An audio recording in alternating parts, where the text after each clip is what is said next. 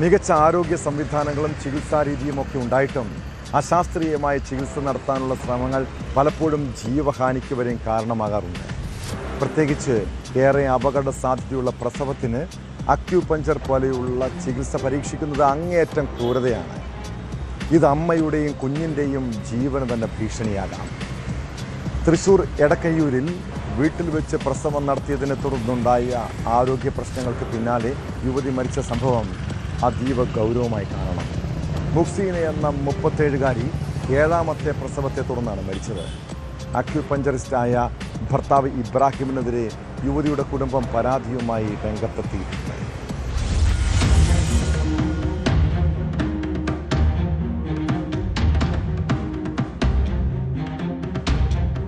ജനുവരി 6-ന് വീട്ടിൽ വെച്ചാണ് 37-കാരിയായ മുഹ്സീനയുടെ പ്രസവം നടന്നത്. ഇവരുടെ 7ാമത്തെ പ്രസവമായിരുന്നു ഇത്. പ്രസവത്തിന് 6 ദിവസത്തിന് ശേഷം കുഞ്ഞ് മരിച്ചു. പിന്നീട് ശരീരത്തിൽ പലയിടങ്ങളിലും മുറിവുണ്ടായിരുന്ന മുഹ്സീനയുടെ ആരോഗ്യനിലയും വഷളായി. എന്നിട്ടും യുവതിയെ ആശുപത്രിയിൽ പ്രവേശിപ്പിക്കാൻ ഭർത്താവ് ഇബ്രാഹിം തയ്യാറായില്ലെന്നാണ് ബന്ധുക്കളുടെ ആരോപണം. അക്യൂപഞ്ചറിസ്റ്റായ ഭർത്താവ് ഇബ്രാഹിമിനെതിരെ ഗുരുതരമായ പരാതികളുമായാണ് കുടുംബം രംഗത്തെത്തിയിരിക്കുന്നത്. മരണപ്പെട്ടത് എൻ്റെ പെങ്ങളാണ്.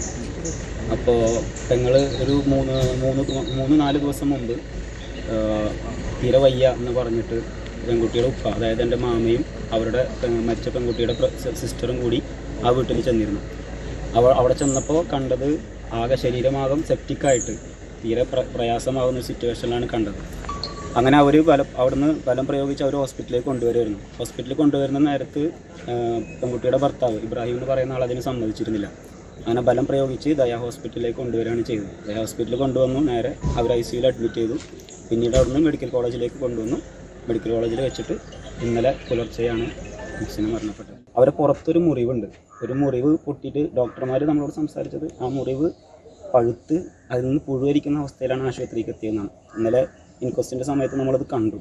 അതായത് കുഴിഞ്ഞ് എല്ല് കാണുന്ന വിധത്തിലാണ് പുറത്ത് ആ മുറിവ്. ആ മുറിവ് വെച്ചിട്ട് കമർന്ന് കിടക്കാൻ കഴിയില്ല ഒരാൾക്ക്. മലർന്ന് കിടക്കാൻ കഴിയില്ല, കമർന്ന് തന്നെ കിടക്കണം.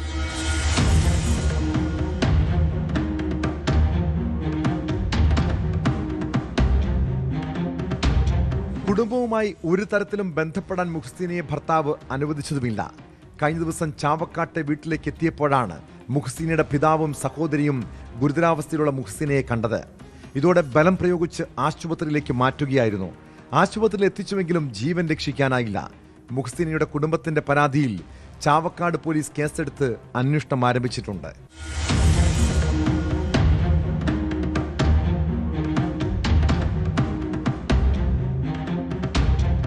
ഈ പ്രസവം മാത്രമാണ് വീട്ടിൽ വെച്ച് നടത്തിയതെന്നാണ് ഇതുവരെയുള്ള വിവരം.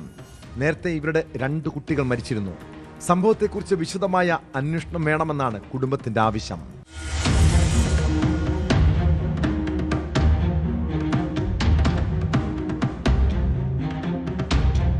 ന്യൂസ് 18 തൃശ്ശൂർ.